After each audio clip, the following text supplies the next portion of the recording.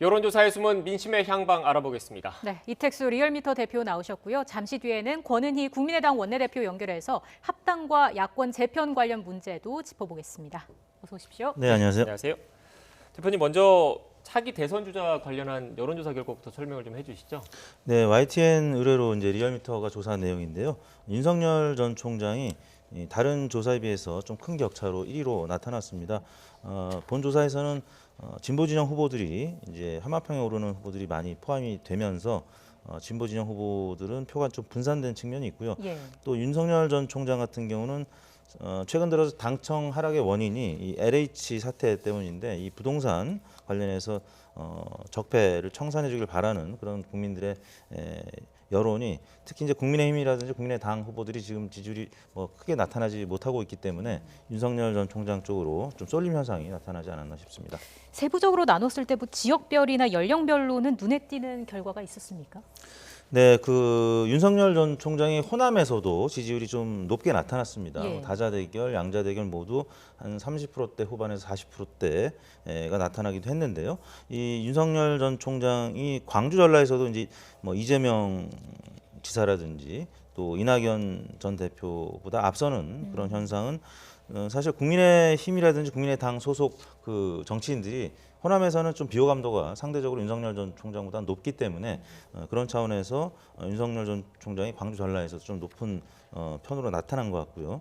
또 반복해서 말씀드리지만 이 부동산 관련해서 이 부패 비리 혐의에 대해서 좀 강력한 수사를 해주길 바라는 그런 유권자들의 심리도 반영이 되지 않았나 싶습니다. 네. 연령별로는 어떤 특징이 있었습니까? 네, 40대를 제외하고는 대체로 모든 연령대에서 윤석열 전 총장의 지지율이 높게 나타났는데요. 뭐 20대 같은 경우도 한 30%에 근접한 수치를 나타냈고, 뭐 30대에서도 이재명, 이낙연 후보를 앞섰습니다. 다만 40대에서는 이재명 지사가 35%로 윤석열 전 총장을 한 10%포인트 가까이 앞서는 것으로 나타났고요. 뭐 50대, 60대 모두 윤석열 전 총장이 크게 앞서는 모습을 나타냈습니다. 예. 근데 이번 조사가 지난주에 있었던 엠브레인 여론조사와는 다소 차이가 있더라고요. 이건 네. 어떤 의미로 봐야겠습니까? 엠브레인 조사하고는 이제 보기 구도도 조금 달랐고요. 예. 그다음에 전화 면접 조사냐 아니면 자동응답 방식의 조사냐에 따라서 다를 텐데 특히 이제 자동응답 방식 조사에서 윤석열 전 총장의 지지율이 좀 높게 나타나고 있습니다. 그 이유는 뭐냐면 윤석열 전 총장이 좋게 얘기하면 확장성이 있을 수 있다라는 얘기고 또 부정적으로 얘기하면은 과거 뭐 다른 그 뭐 반기문 전 총장이라든지 확장성은 있었습니다만 좀 신기루 같은 그런 지지율이 될 가능성도 있다. 이 양면성을 좀 보여주는 측면이라고 할 수 있을 텐데요. 그럼에도 불구하고 아무튼 그 보수 진영에서는 윤석열 전 총장이 최근 들어서 20% 후반, 30% 이렇게 나온다는 것은 기존의 보수 정당 국민의힘, 국민의당에서 아직까지는 뚜렷한 후보가 좀 보이지 않고 있기 때문에 뭐 지금 제3지대 대안 세력 뭐 이런 부분이 좀 주목을 받고 있는 것이 아닌가 싶습니다. 네. 이 부분은 좀 추가적으로 좀 질문을 좀 드려야 네. 될 것 같은데 엠브레인 조사 결과 같은 경우에는 리얼미터와 YTN 조사 결과보다 윤석열 총장의 선호도가 조금 더 낮게 나온 거지 네. 않습니까? 그런데 엠브레인 조사는 전화 면접 조사 네. 방식이었잖아요. 이 전화 면접 조사에서 윤석열 전 총장이 상대적으로 낮게 나온 이유를 좀 더 구체적으로 설명을 좀 해주시겠습니까? 그 전화 면접 조사는 이제 사람 직접 질문하는 거기 때문에요. 통상적으로 부동층, 무당층이 조금 많이 이제 잡히게 되는데 윤석열 전 총장 같은 경우는 이제 이름은 많이 알려졌습니다. 이름 많이 알려졌지만 아직까지는 윤석열 전 총장의 정책이라든지 비전 또 개인적인 뭐 인품에 대한 부분 아직 잘 모르는 그래서 저희가 인지도 조사를 물어볼 때 이름은 들어봤지만 잘 안다 아니면 이름도 잘 알고 그분에 대해서 성품에 대해서 잘 안다 이렇게 나눠서 이제 응답을 받을 때도 있는데 윤석열 전 총장 같은 경우는 아직까지는 정치 이제 저관여도층에서는 잘 모르는 분들이 있기 때문에 그래서 이제 자동응답 방식은 응답률은 낮지만 정치적으로 고관여층 응답을 많이 하거든요. 그런 분들은 지금 윤석열 전 총장에 대해서 좀 지지를 많이 보내고 있는 부분인데 전화 면접 조사 같은 경우는 이제 저관여층까지 조사를 하다 보니까 아까 말씀드렸듯이 확장성이 있을 수가 있는데 또 반대로 확장성 대신에 신기루 같은 그런 지표로 작용할 수도 있기 때문에 조금 불안한 측면도 또 없지 않아 있다라는 것이죠. 네, 제가 이 질문을 추가적으로 좀 더 드린 게 이 여론조사 기관, 여론조사 방법에 따라서 네. 그 대권 주자들의 선호도의 결과가 좀 수치상으로 좀 차이가 있는데 네. 이것의 그 숫자가 이게 정확하게 100% 맞다 아니다라고 단정지을 수 없다라는 거를 좀 그렇습니다. 방증하는 거지 않습니까? 네, 근데 결국. 다만 추세는 윤석열 전 총장이 여전히 강세를 보이고 있다.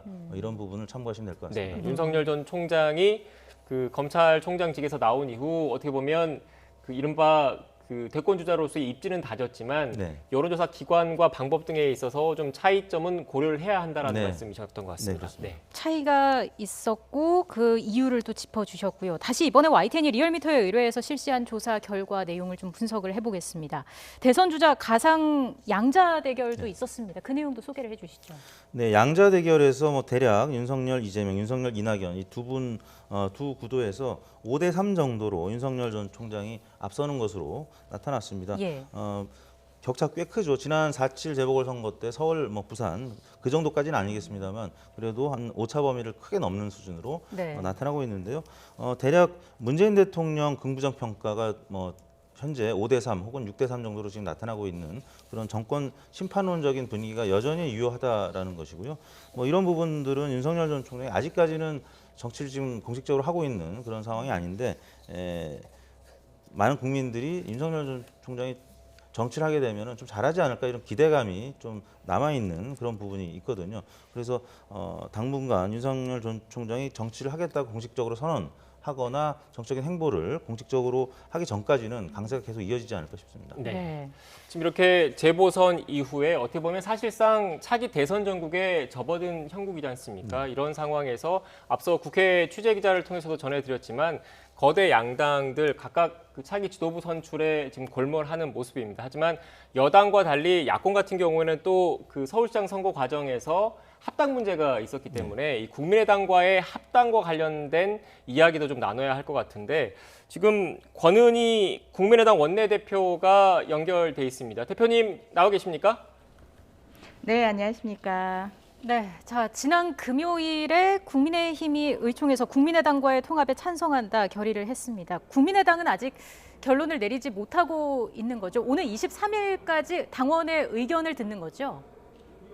네, 국민의당은 지난 서울시장 선거에 대한 평가 그리고 향후 야권 재편에서의 국민의당의 역할에 대한 당원들의 의견을 수렴하기 위해서 지난주에는 대구, 충북, 청주, 대전 등을 순회를 했고요. 이번 주에 광주와 수도권 등을 순회할 예정입니다. 네. 대표님 이번 주에 광주를 비롯한 호남권을 순회할 예정이라고 말씀해 주셨지 않습니까? 네. 네. 그런데 국민의당 같은 경우는 어떻게 보면 그 이른바 호남 지역에서의 기반이 탄탄한 정당이라고 평가를 받고 있는데 특히 호남 지역 당원분들의 생각은 어떻습니까? 지금 현재 전체적으로 공통적으로는 야권 통합과 관련해서 어떤 수렴된 방향성을 나타내고 있지는 않고 의견이 다양하게 분포되어 있는 상황입니다. 호남은 특히 진보적인 가치를 추구하는 그런 특성이 있어서 국민의힘과의 합당과 관련해서는 조금 신중하거나 부정적인 그런 기류가 존재하고 있습니다. 예, 네. 당원의 뜻이 아직 하나로 수렴되고 있지는 않지만 야권 전체의 통합이라는 점에선 합당이라는 대전제에는 변함이 없습니까? 지난 서울시장 단일화 과정에서 안철수 대표가 다음 대선에서 정권 교체, 더 나은 대한민국을 위한 정권 교체가 이루어져야 되고 그 정권 교체를 위해서 야권 통합이 이루어져야 된다. 이러한 야권 통합에 충실한 합당 논의 또한 진행될 수 있다라는 말씀을 하셨는데요. 이러한 제안은 아직 유효한 상황입니다. 네.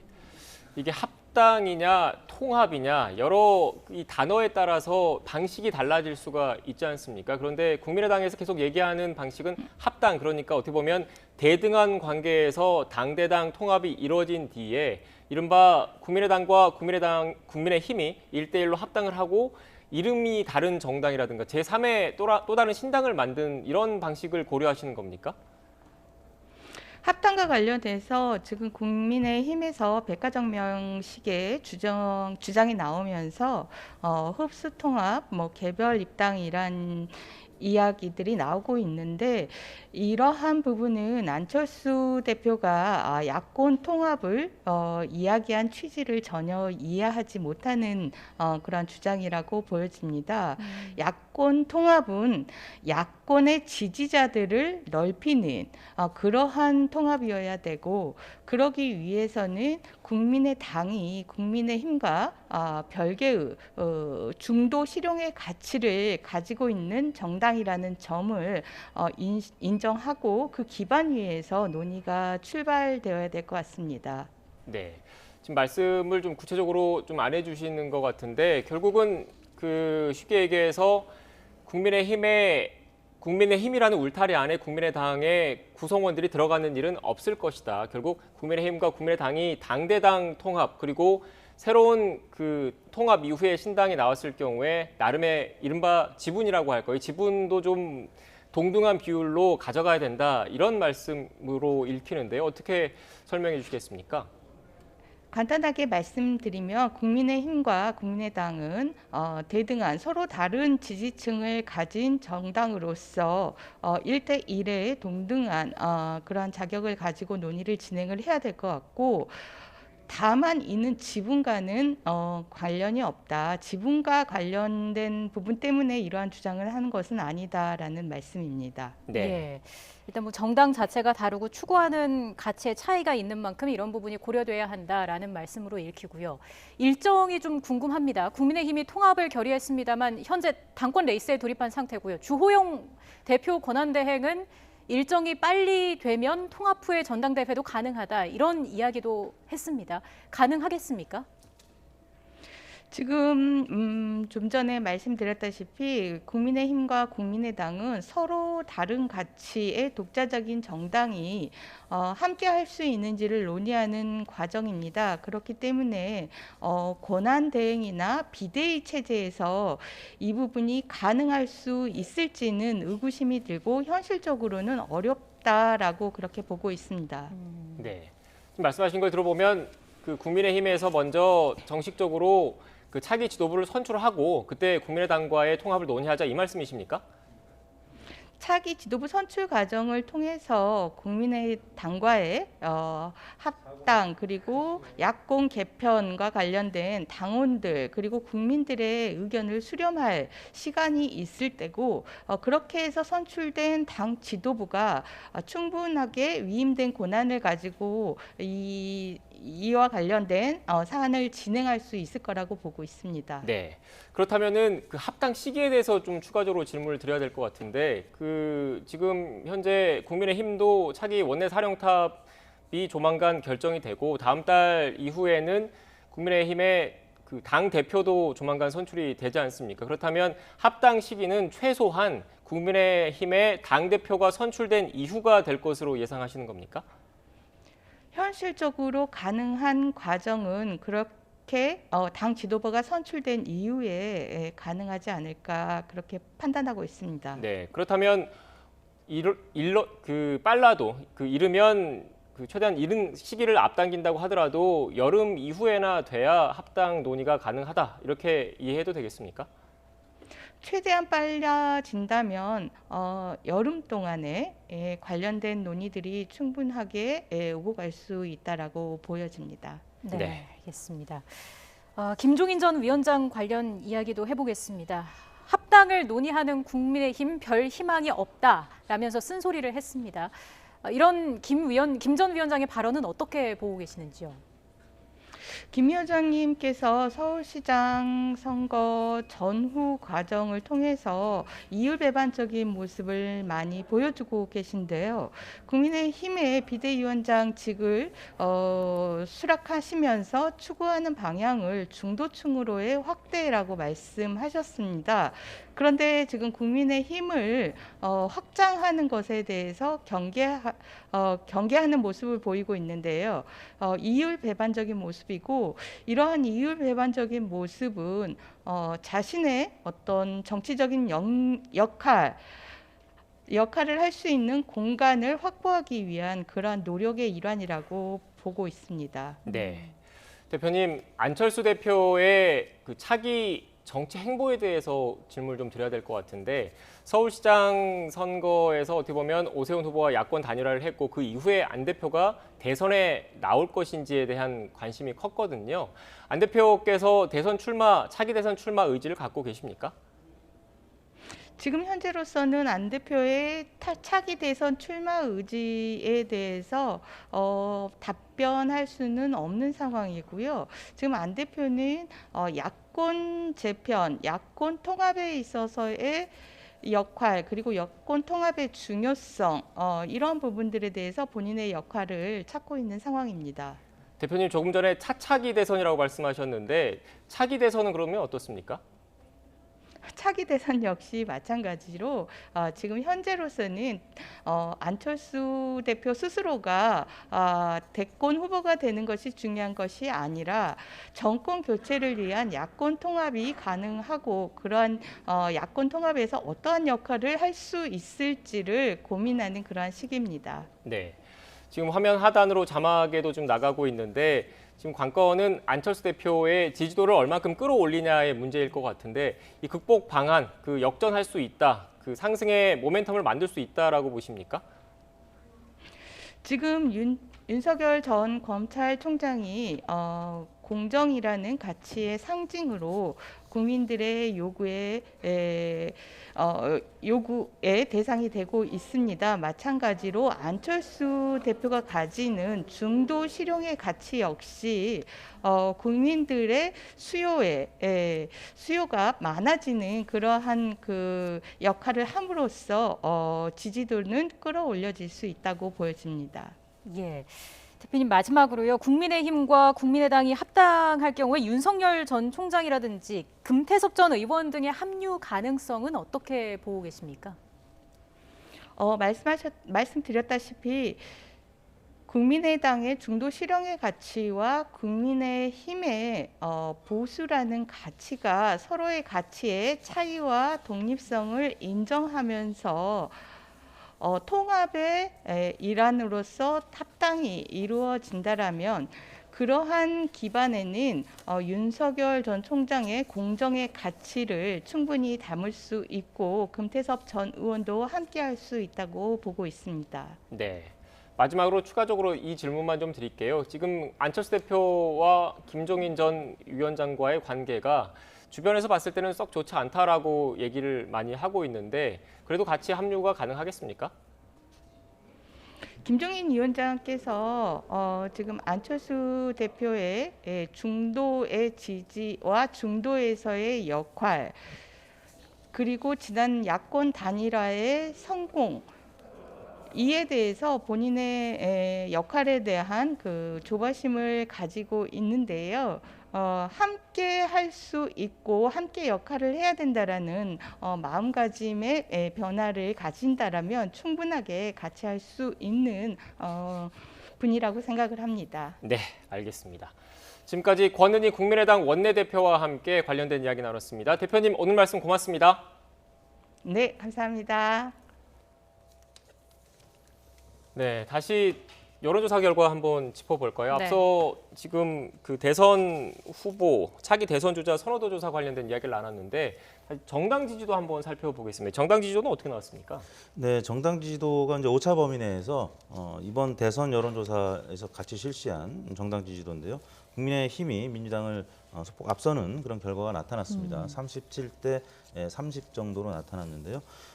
여전히 이제 재보궐선거 승리 효과가 국민의힘에 지금 담겨져 있다고 봐야 될 텐데 지난 조사 대비는 소폭 좀 하락하는 그런 모양새인데요. 김종인 전 비대위원장이 이제 국민의힘에 대해서 좀 심한 표현을 하면서 비판하기도 했고 예. 또 당내 송원석 의원이 이제 당직자 폭행 논란으로 자진 탈당하지 않았습니까? 이런 악재들이 또 일부 반영이 된 측면이 있습니다. 그리고 김종인 전 위원장과 금태섭 전 의원이 또 제3지대의 가능성을 두고 이제 만남을 가진 그런 보도들이 많이 나오면서 네. 김종인 위원장 효과 때문인지 국민의힘이 6전속 상승하던 그런 상승세를 이어가지는 못하고 조금 빠졌고요. 민주당은 0.4%포인트 빠진 수치만 이제 횡보하는 그런 하락세를 좀 멈추는 그런 모습이고, 국민의당도 8%로 지난주와 동일한 수치를 나타냈고요. 무당층이 국민의힘에서 조금 빠진 수만큼 소폭 증가하는 그런 결과가 나타났습니다. 만약 국민의힘과 국민의당이 합당을 하게 되면 정당 지지율에는 어느 정도 영향이 있겠습니까? 네, 이제 중도 보수 성향의 국민의당 이제 지지층이 국민의힘에 같이 합쳐지면, 국민의힘이 특히 이제 3, 40대 비호 감도가 좀 높은 그런 정당인데, 비호 감도가 조금 이제 상쇄될 가능성이 있고, 아까 그래프에서 보셨지만 무당층이 한 대략 한 10에서 15% 예. 정도 되는데, 그 무당층에서 일부가 중도 보수지만 정당을 밝히기 꺼려하는 분들이 일부 계실 수가 있고, 진짜 중도 성향인 경우에 유권자들도 계실 수가 있거든요. 이분들 일부가 이제 국민의힘, 국민의당 합당 과정에서 합류할 가능성이 있을 수가 있는 것이죠. 네. 마지막으로 당권 경쟁 이야기를 좀 해봐야 할 것 같은데, 민주당 그리고 국민의힘 모두 차기 지도부 선출이 지금 분주한 모습입니다. 어떤 구도로 형성될 것으로 예상하십니까? 일단 민주당 같은 경우는 윤호중 의원이 원내대표가 되면서 친문 이제 핵심이라고 할 수 있는데요. 지난 금요일 날 이제 윤호중 의원이 선출이 되면서 민주당 지지율이 일간으로는 금요일날 조금 빠졌습니다. 그래서 이 주초에 뭐 중폭 개각, 또 청와대 참모진 쇄신 뭐 이런 보도가 이어지면서 당청 지지율이 조금 반등을 하다가 이 국민의힘 측에서는 뭐 이 중폭 개각이라든지 또 참모진 쇄신과 관련해서 국면 전환을 하려 하는 그런 의도이긴 하지만 국민 기만이다, 이런 비판적인 입장도 내세웠었고요. 윤호중 의원에 대해서도 또 이제 법사위원장 하는 과정에서 조금 강한 모습을 보였었기 때문에 전선에서 강한 모습을 보였었기 때문에 좀 비판적인 기류가 좀 읽혀졌는데요. 그런 차원에서 당대표 후보 송영길, 홍영표, 우원식 이 세 분 중에서 친문이 될지 비문이 될지 뭐 이런 지금 논란이 이어지고 있는데, 만약에 당 계보에 있어서 친문이라고 읽혀지기 어려운 송영길 의원이 된다라고 하면 이제 윤호중 원내대표하고는 좀 상반된 그런 모습을 나타내는 것이고요. 아니면 또 홍영표, 우원식 이런 분들은 또 친문 성향이기 때문에 좀 개혁을 원한다면 이제 민주당 당권 그 당심에 있어서 핵심 당원들은 또 이분들을 지지할 가능성도 있는 거고요. 반면에 이제 국민의힘 같은 경우는 이 원내대표 선출과 관련해서 김기현 의원이라든지 권성동, 김태흠, 유의동 의원들이 거론이 되고 있는데, 네. 이분들은 이제 일부는 통합, 또 일부는 쇄신을 외치고 있는데요. 과연 이제 국민의힘 지지층이 통합을 지지할지 쇄신을 지지할지, 이건 좀 지켜봐야 될 대목이 아닌가 싶습니다. 네, 알겠습니다. 지금까지 이택수 리얼미터 대표와 함께 그 여론조사 관련된 이야기 나눴습니다. 오늘 말씀 고맙습니다. 고맙습니다. 감사합니다.